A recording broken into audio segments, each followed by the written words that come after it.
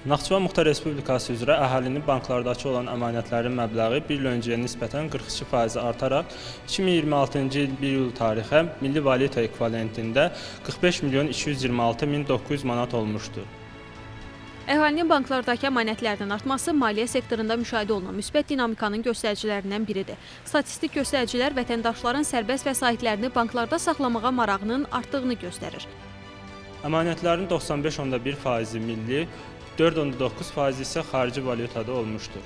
Milli valyutada qoyulmuş əmanətlərin məbləği bir il öncəyə nisbətən 44,8%, xarici valyutada qoyulmuş əmanətlərin məbləği isə 3,5% artmışdır.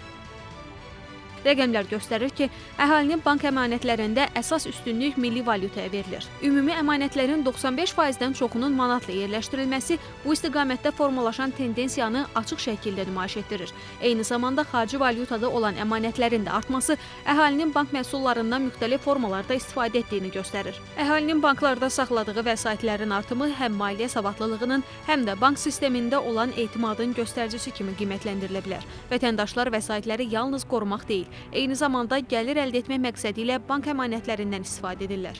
Beləliklə, bir il ərzində əmanətlərin 42% artaraq 45 milyon manatdan çox olması Naxçıvanda əhalinin bank xidmətlərindən istifadəsinin genişləndiyini göstərir. Xüsusilə manatla əmanətlərin 44,8% artması bu dinamikanın əsas hissəsini təşkil edir. Sahil Əliyev, Tərlan İbrahimova, Emin Babayev, NTV Xəbər.